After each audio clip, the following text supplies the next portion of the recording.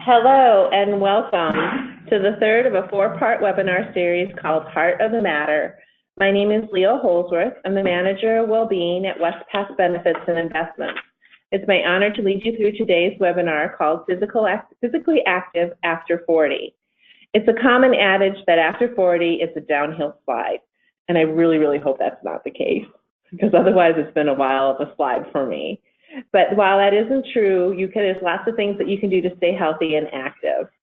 During this webinar, you'll learn about physical activity, exercise, and actionable steps that you can take to be physically active after the age of 40. It's possible, and it is amazing.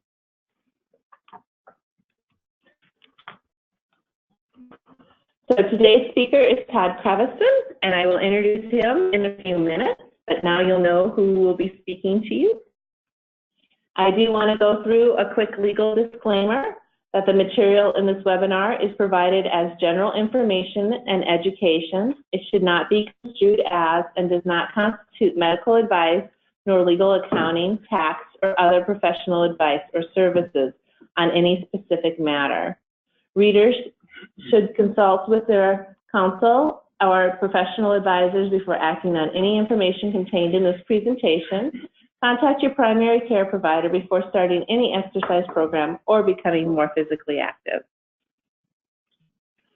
So if you've joined us before, one of the things that we always do is we'd love to know where you are located at. So if you want to, if you will please go to your, on your screen, it's usually in the upper right-hand corner. You'll see down below a little arrow and it'll say questions.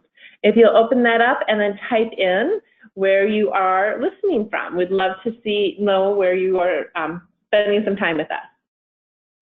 So we have some people have got that figured out, so thank you very much. We have people coming in from Atlanta, Georgia, Missouri, South Carolina, Texas, Illinois, a couple from Florida, Indiana, Georgia, San Antonio, Minnesota, New Jersey, South Dakota, Northwest Arkansas, Texas, Dallas. We got a lot of Texas people. That's very exciting.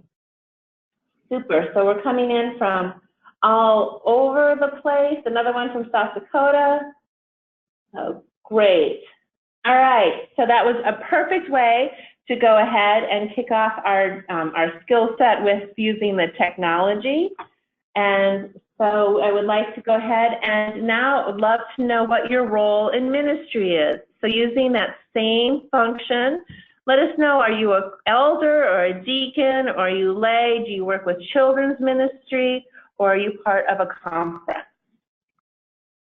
So we have a pastor, an elder, a conference benefits officer, finance, elder, church staff, lay staff, extension ministry, a CBO, another pastor, some more people in finance, another elder. Great. So we have a variety of people listening in.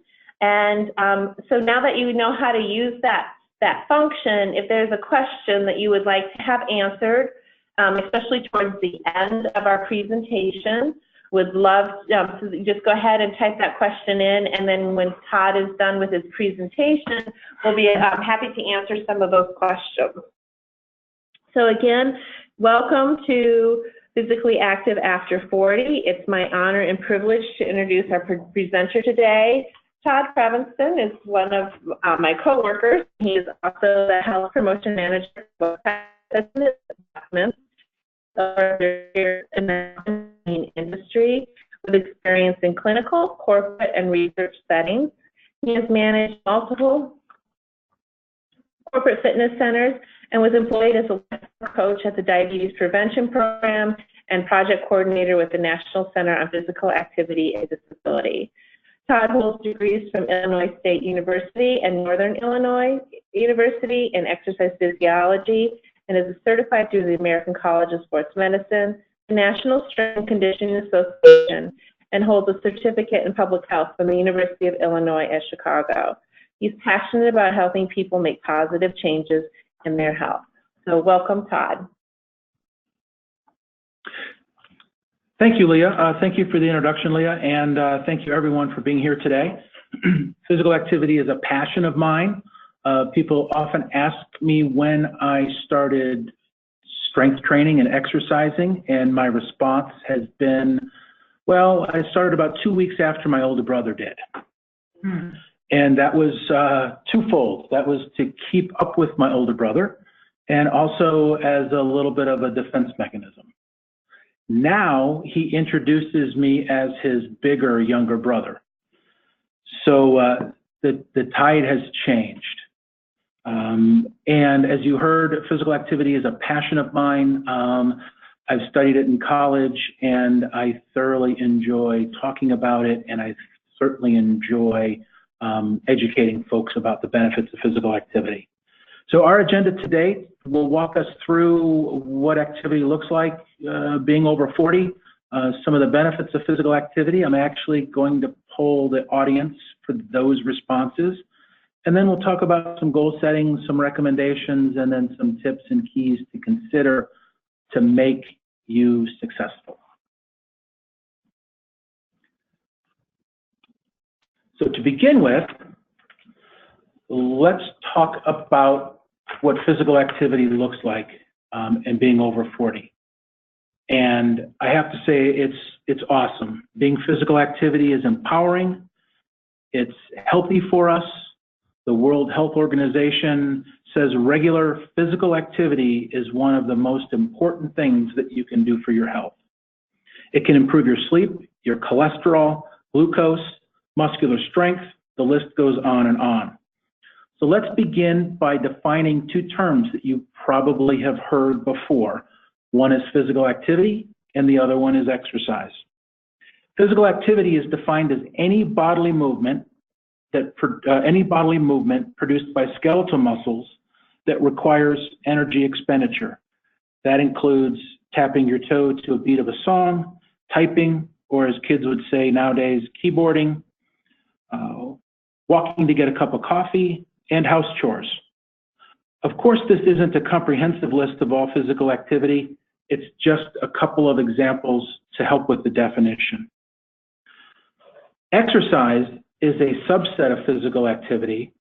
It's planned activity that's structured and repetitive with the goal of improving or maintaining physical fitness. So the goal of this presentation is to help you understand these two terms and what you can do to increase your physical activity, whether it's going for a walk, being more physically active while at work, or starting an exercise program. So what do you say? Let's get moving. So now we would like you to use the question section, just like you did for the two previous questions. And I'd like to hear from our audience, and I'd like to know what being physically active means to you. So if you can go ahead and enter that into the question section. All right. Okay, so we have more than 30 minutes of activity a day. We have somebody who says sport. Somebody else is working up a sweat, which is always good. Running, swimming. Todd, somebody's after going hard is strength training. Nice. Walking 10,000 steps a day. Golf, walking at least 2 to 3 times a week. Jiu-jitsu, that's awesome. That's terrific. Exercise such as walking regularly 3 to 5 times a week for over 20 minutes. There's somebody for me, swimming. Swimming. Awesome. That is awesome. We have another swimmer, and we have yoga too. And yoga, that's excellent. What a wide range of activities, and all of those are physical activity. You'd consider some of those exercise as well. All physical activity is good. So thank you for that. We'll have one more question like that in a little bit. So most people have a goal in mind when they begin a physical activity program, or maybe a reason why they want to become more physically active. The goal could be walking a charity 5K with some friends. It could be just to feel better, or it could be for medical reasons. Their doctor may have said something about, hey, you need to get more physically active, or you should take a walk to help with manage a particular condition, or even help with some stress. So those are all great goals. I truly love the goals like being active and retired, because there is no end point to that type of goal. Maybe it's going out into the outdoors, it's hiking, it's biking, outdoor photography, or bird watching. The idea is being active while they're retired. I hope that they're active and retired. I hope that their calendar is open enough for them to be able to enjoy all the physical activity that they want to do. Another goal that I love to hear is the desire to be healthy, to play with kids or their grandchildren. When I visualize this goal, I see lots of smiles on the kids' faces. I see the grandparents smiling and interacting with the children. There's lots of laughter. I also see the adults getting down on the floor to play, getting down on the same level as the children. That requires some strength, some flexibility, and some balance to both get down on the floor and to get back up. While we're younger, we may take this for granted, but it's something that we should look at and consider practicing as we get older. I also see the grandparents teaching the grandkids how to ride a bike and chasing after them, to playing catch in the yard. So whatever your goals are, they're individual, they're personal. When you achieve a goal, it'll likely elicit an emotional response. Personally, most of my goals are related to powerlifting, which is my hobby.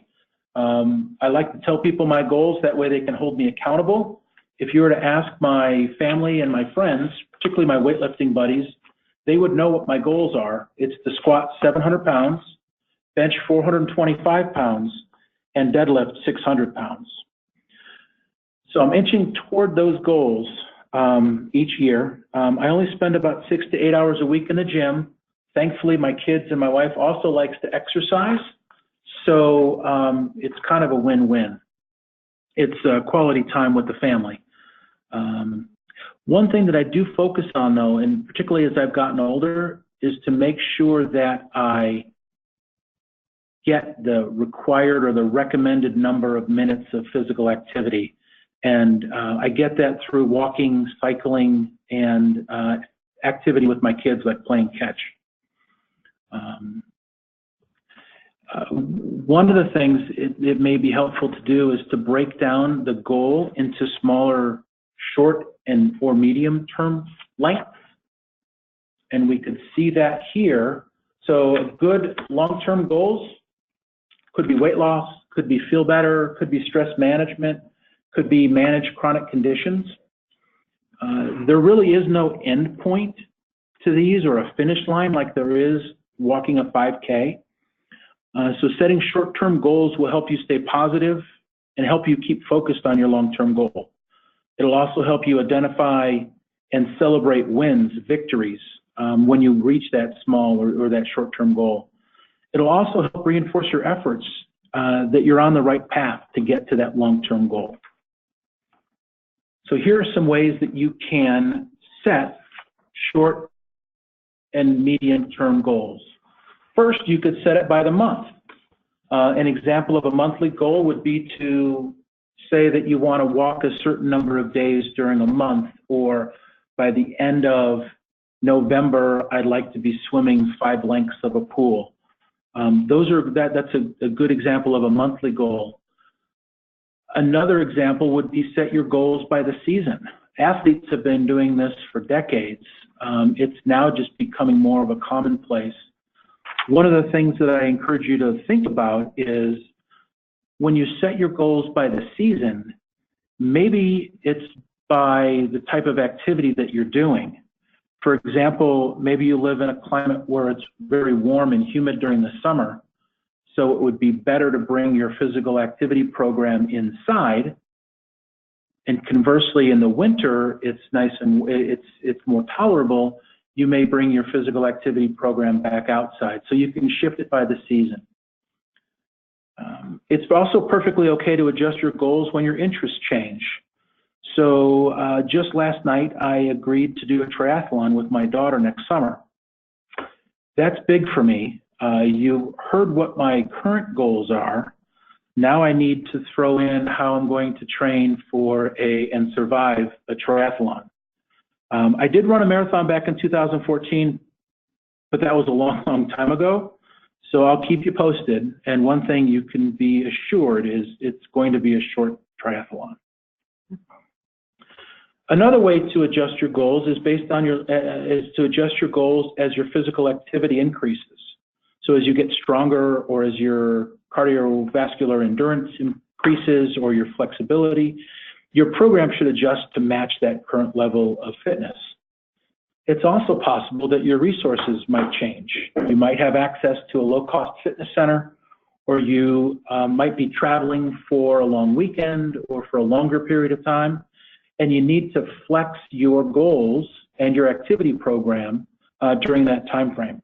It could also mean that you move to a new community and you have to search things out as far as where you can be physically active in that new community. But please believe that physical activity is not an all or none proposition. In general, it's true, the more activity that you do, the better it is for you. You want to check with your doctor to make sure that that definition fits for you, especially if you have a chronic condition that you're looking to manage through physical activity. If you can only be physically active 1 or 2 days a week for a period of time when you get really busy, then do just that and celebrate meeting that goal as a win. And when you can get back to doing more, you can always increase the number of days or the amount of time you spend being physically active. So it's about being kind to yourself. So here I gave an example of what a long-term goal looks like. So this goal is to lose 25 pounds by the end of July next year for an Alaskan cruise. So when I first put this together, I was looking at the smart way to build a goal. And this meets all of those requirements. It's time-bound, it's realistic, it's attainable, and there's some reason or some emotion. There's a purpose behind it. So it boils down to losing about 3.5 pounds of body weight over the course of the next 7 or 8 months. You'll see that the program starts with, I'm going to start walking 3 days a week and doing calisthenics 2 days per week. To improve my eating habits, I plan on using a government website called myplate.gov, and it provides a number of resources from menu items, recipes, and food suggestions to improve to improve eating.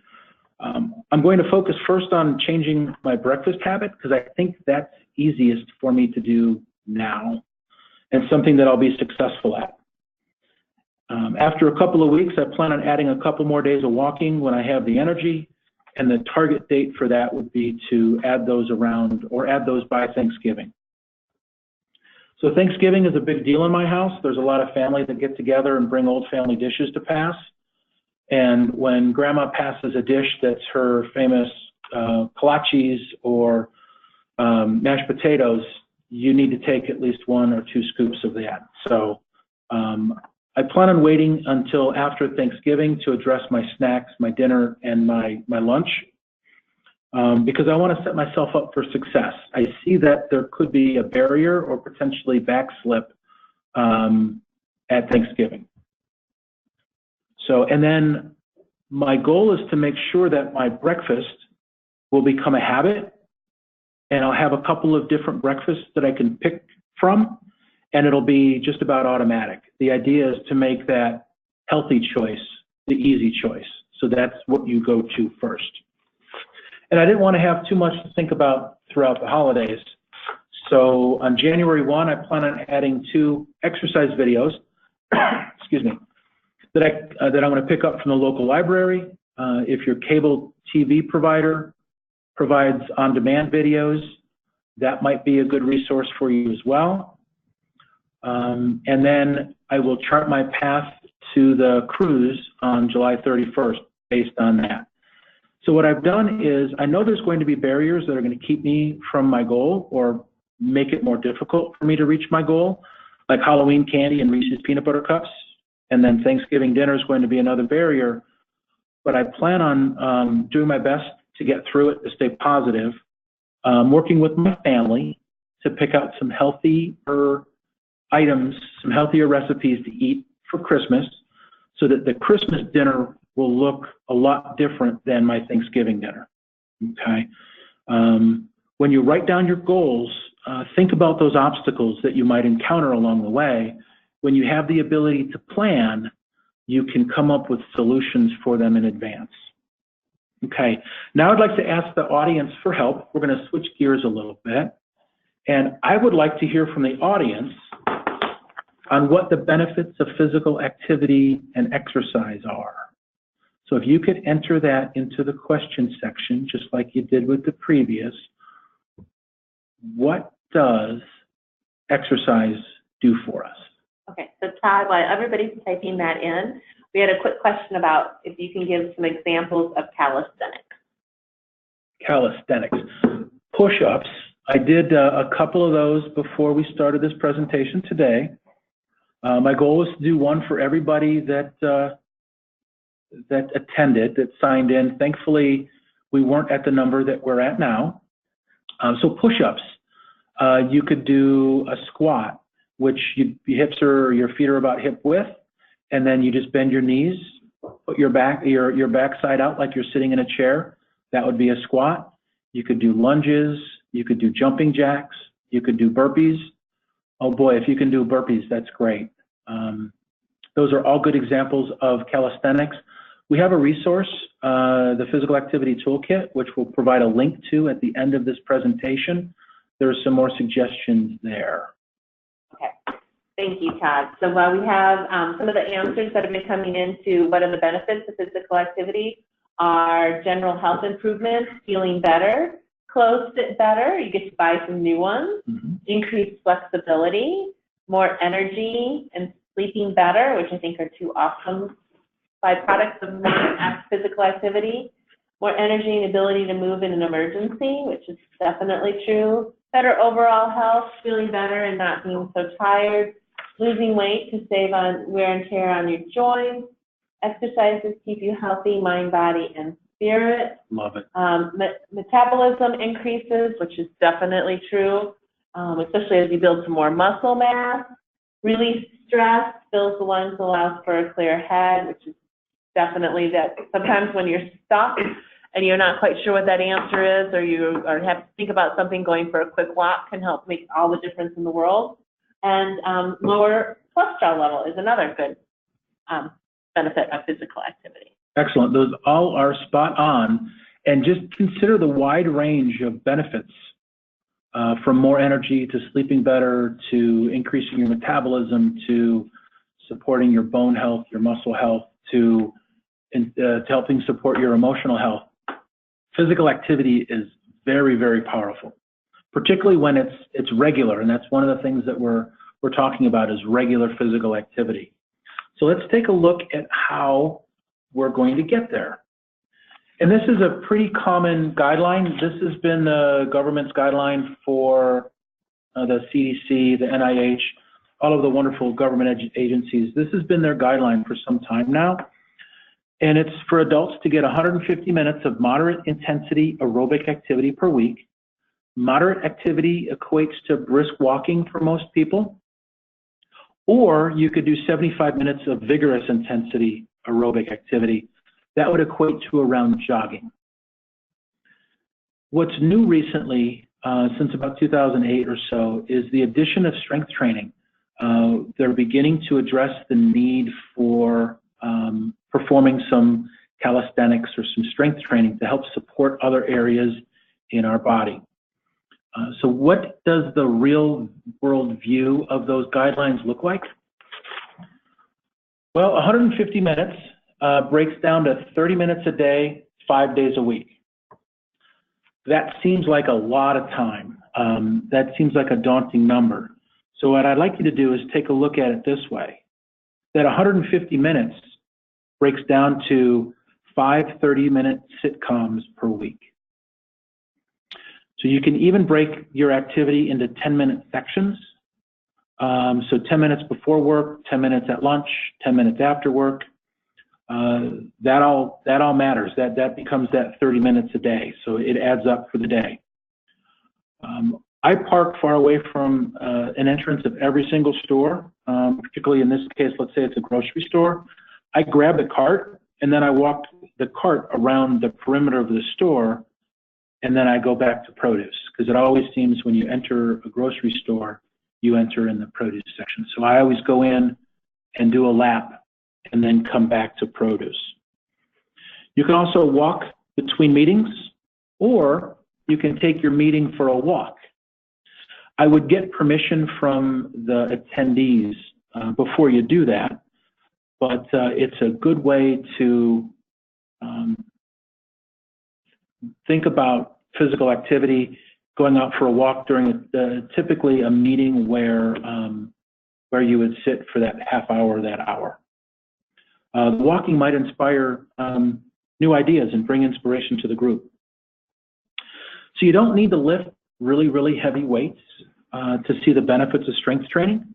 And here is a real-world version of of strength training by the recommendations.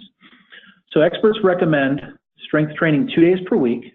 You'd perform about 8 to 10 exercises that focus on the big muscle groups like legs, chest, back, shoulders, and of course the midsection. You'd complete about 10 to 15 repetitions of each exercise. And a repetition is just raising or lowering the resistance in a controlled manner. So those folks that you see that are big and strong, you might see some of those folks in a gym. Those folks are doing that activity as a hobby. You do not need to engage in that level of activity. 2 days a week, you could even say 3 days a week to meet these guidelines would help to improve muscle strength, muscle mass, help maintain bone mass. You can do calisthenics or bodyweight exercises like we talked about. Excuse me. Like push-ups, pull-ups, crunches, squats, lunges. Those are all good selections. They all work a lot of muscles at once. You can also use the resistance bands that you see there in the picture. He looks like he's having a good time with that exercise too. And there's like I said, there's a link to the physical activity toolkit as well as the other toolkits that we have to offer at the end of this presentation. So now let's talk about stretching. The guidelines really focus more on cardiovascular health, which would be around your cholesterol level, your glucose levels. They haven't begun to address stretching or flexibility training in a broad sense, but on an individual basis, it's important to do. It helps to increase your joint range of motion. It helps to relax you. It helps to release tight muscles. The gentleman in the picture, you can actually see him stretching during work. He's got some, it looks like some work documents in front of him. He's taking a break and stretching. We tend to sit more than we ever have. And getting up and taking a break, whether it's going for a walk or stretching, is a great way to break up the day, stretch those muscles that get tight from sitting too long. You can also save time by stretching at the end of your activity session, whether it's a strength training session or a cardio or a walking session. It doesn't matter. But what we recommend is to focus on the muscles that you use during the exercise session. Hold each stretch for at least 15 seconds. You can even hold it longer if you'd like. If you have time, you could repeat the stretch. And you could emphasize those muscles that you use during the activity. So let's say you go for a 10-minute walk during lunch. You can come back, stretch your hamstrings, stretch your quads, and you stretch your calves, and you'd be well on your way to taking good care of yourself. So let's now take a look at some ways to make being more physically active easier, making that the easy option. So I'll bet your schedule is full of lots of meetings and phone calls throughout the week. During the evening, it's making dinner, getting ready for the following day, and your weekends are probably catching up from the activities that you couldn't get to during the week. So in order to fit your physical activity in, it could be helpful to actually put it on your calendar. And go ahead and schedule it weekly. Go ahead and schedule it monthly. You may even schedule it by season so that you know what's coming up. I like to take a couple of minutes of walking before a meeting or before I have to draft a long, complicated email that I send out to my plan sponsors. And then when that reminder pops up on your computer, just go ahead and take that break. Take that time for yourself. Go for a walk, stretch, invite friends to walk with you. That also adds some accountability, but it also adds a social aspect, and your social connections are powerful. There are some activity trackers that have some built-in reminders that will encourage you to get up and be active on a regular basis. So a coworker just in the last couple of days suggested a great tip. I've been doing this for the last couple of days and I think it's working. So she suggested that I stretch before I get out of bed. And what I did to be successful is put a Post-it note on my glass of water that's on the nightstand. So I roll over, I turn off my alarm, I grab my water, and I see in capital letters written in a Sharpie that says stretch, exclamation point. So I roll back, stretch my hips, stretch my low back, hop out of bed, I do another stretch or two for my quads, and then I'm on my way to start my day. It's becoming a habit. I don't know when I'll get to take the Post-it note off my water glass, but at the very least, it's a great way to start the day. Some other keys is to begin slowly. So it's most long-term goals, quote, aren't a race. Most long-term goals are a journey. So starting slowly is a great way to begin, especially if it's been a while since you've been regularly active. Walk a day or two, maybe 10 minutes, 15 minutes, and see how you feel. And then you can adjust accordingly. It's also suggested to warm up and cool down. Warming up and cooling down prepares the body. Warm up prepares the body for activity. A cool down brings the body from the active state to more of a resting state. And those aren't complicated. If you walk for your activity or jog, you would just do that activity at a lower level for about 3 to 5 minutes. If you have a chronic condition, it might be good to check with your doctor to see how your physician might change those two components. For time, it's best to stretch at the end. If you have a lot of time, you can warm up, stretch, do your activity, and then stretch at the end. But I started these keys to consider with, I believe that your schedule is fairly packed. So for time's sake, just go ahead and stretch those muscles at the end of the activity that you had used during that activity. Another area to consider is adding some balance activities. And one of the things that I ask my parents to do, and I've been doing this for a while, is asking them to brush their teeth while standing on one leg. And then every 30 seconds or so alternating. Go ahead and give that a try. It's harder than it sounds. And the other thing you could do is take a yoga class or potentially pick up a yoga book at a bookstore or a secondhand bookstore. There's a lot of activities in there that combine flexibility, some strength, and some balance. So it's kind of like you're getting more bang for the buck doing some yoga poses because you're able to work on a number of things at the same time. Inviting a family member or a friend to join you is very powerful. They can help keep you accountable. Only about 1 in 5 Americans are meeting the weekly physical activity guidelines. So it's likely that your friends and family need some help too. By walking or being physically active together, you're doing a lot of good. You're doing good for yourself and also your friends and family members. I'd also encourage sharing your goals with supportive people. I shared my goals with you. I imagine everyone on the phone is supportive. So share your goals with supportive people. It helps with accountability. It helps with support. And getting fit and becoming more physically active doesn't require suffering or exhaustion. I'm thinking maybe I should have begun with that statement. When you see an athlete complete a competition, they're likely suffering and they're likely exhausted.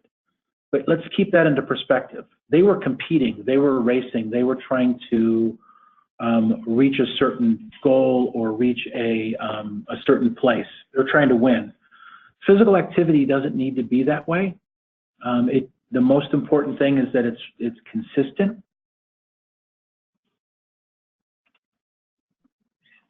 Technology can also provide some supports for us.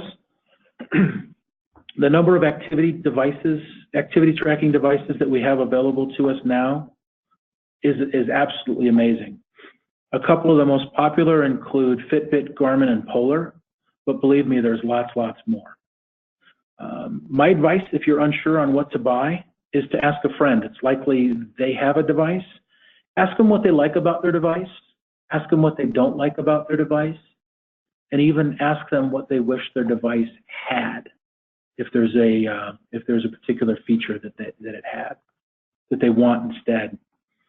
And also online reviews.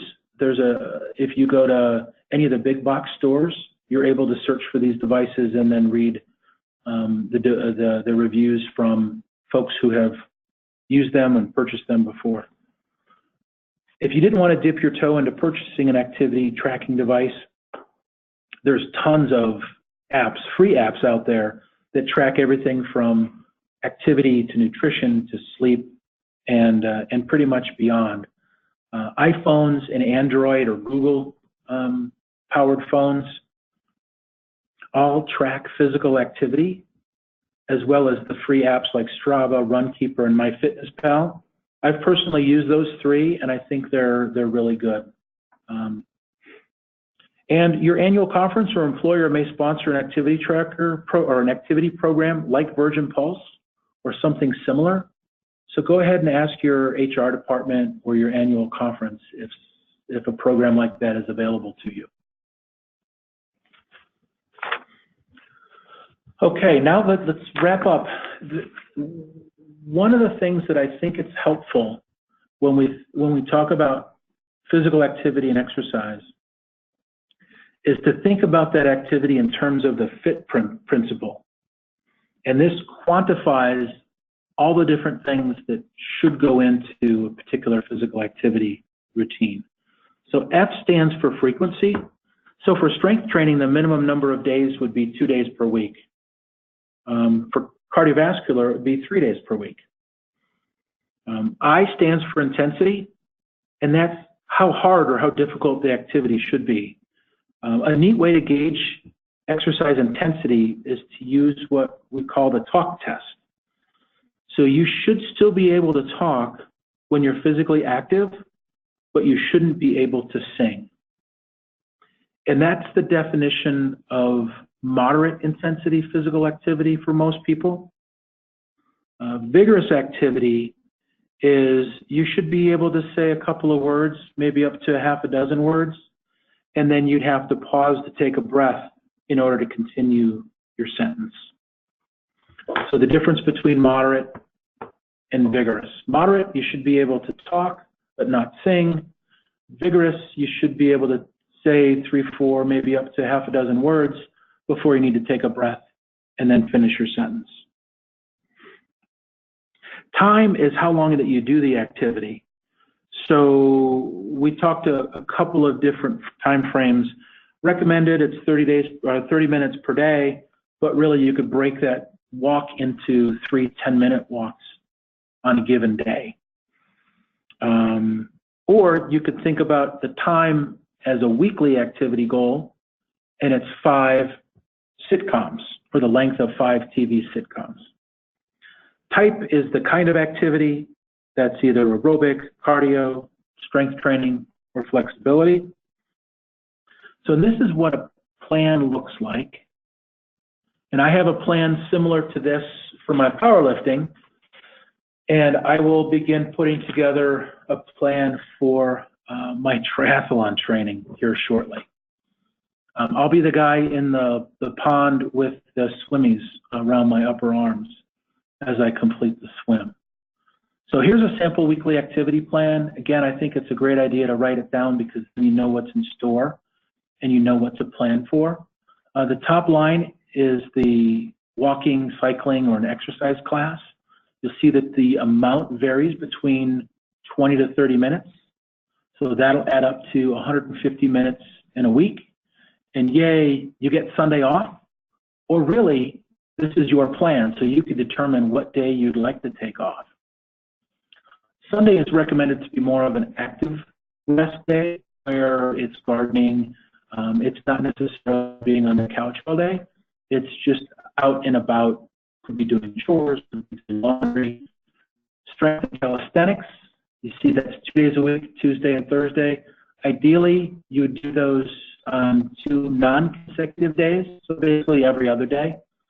I love strength training, so you see that I added a 3rd day on you. That's optional though. Yoga, stretching, there's a lot of benefit from those from those activities.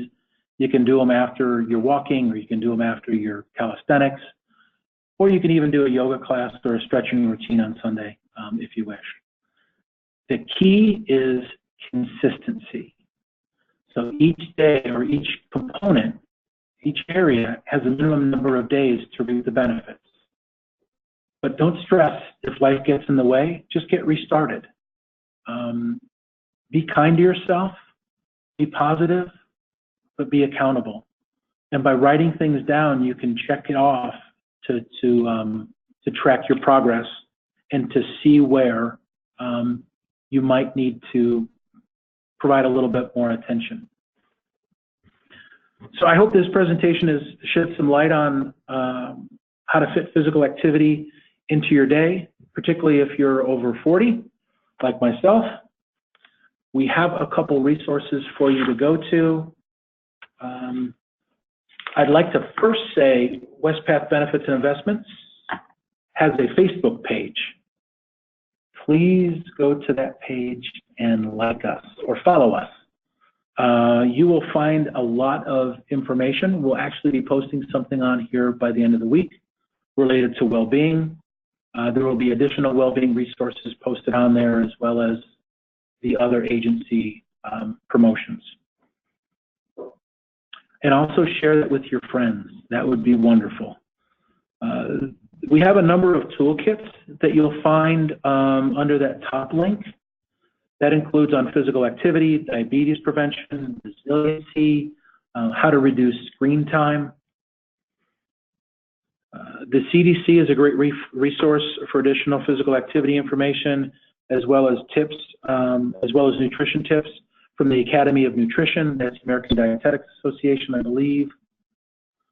And then the Wespath Benefits and Investments, that's the general link that will bring you to a treasure trove of all of the well-being related information that is available to you, including our quarterly newsletter. That quarterly newsletter has a theme, and that theme changes each quarter. And there's 2 bulletins that can be printed out and shared with the congregation, along with that newsletter. So a lot of great information. We hope that that you use it. It is available to you there. And now I think we have a couple of minutes for some questions. Great. Thank you so much, Todd. I hope everybody else is like me and ready to get moving. If you do have some questions for us, please go ahead and use that questions function that we've been using, and we would love to answer some of these questions for you. So our first one came across, so thank you very much, is what's a rule of thumb for intake of water?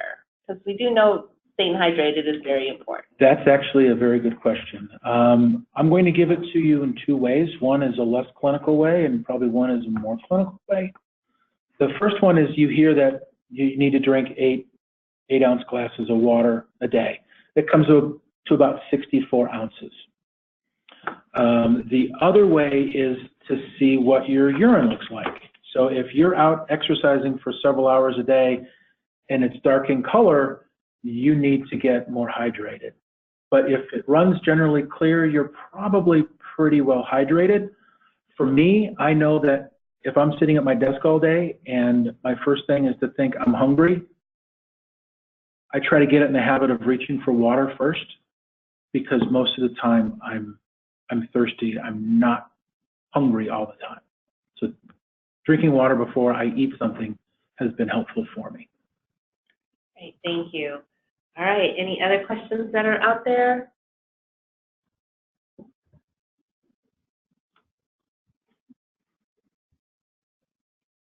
It's your chance.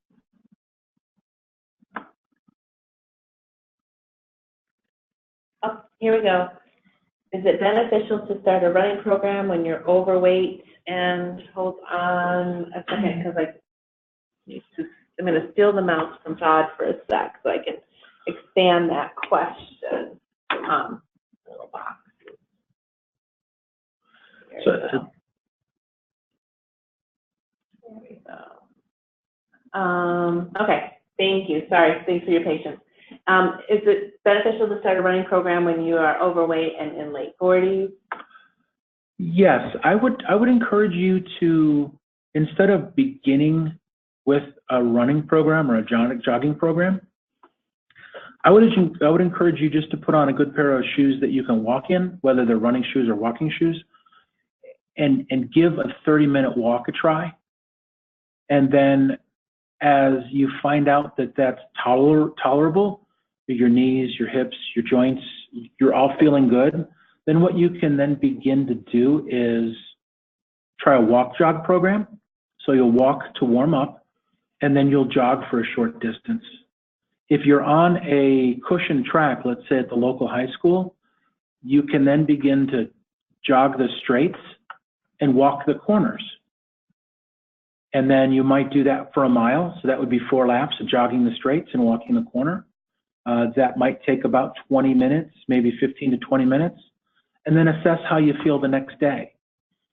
As long as you're feeling good and you're feeling comfortable, there isn't any pain, then you could stay with that for a while and then work up toward jogging 1 lap and then walking a straight or walking a corner. So just gradually build up the amount of time jogging over a couple of weeks to a couple of months.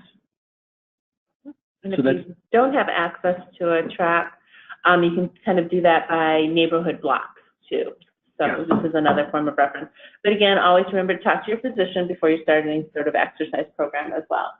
But thanks for that question. It's a good one. Next question is can you drink too much water and lose nutritional value of eating a meal? There are cases where somebody has consumed too much water. But it's difficult to do. I definitely wouldn't say it's a challenge to go out and try that, but you can drink too much water. You just want to make sure that you're drinking back what you lose in your physical activity. What is the added benefits of swimming?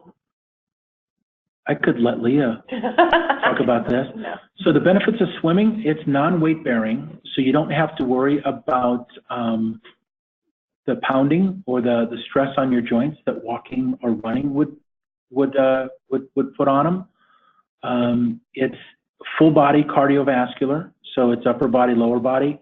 It's also a great way to work on range of motion in the shoulders. You can also build up to swimming, and this is one of my goals, is as I think about swimming in the triathlon, I don't know if I could swim more than 1 or 2 laps at a time. So I plan on swimming a lap and then walking a lap in the water, and then alternating between walking and swimming. But the benefits of physical activity are just like the benefits of running or walking, with the exception of it's non-weight bearing. You don't get the pounding.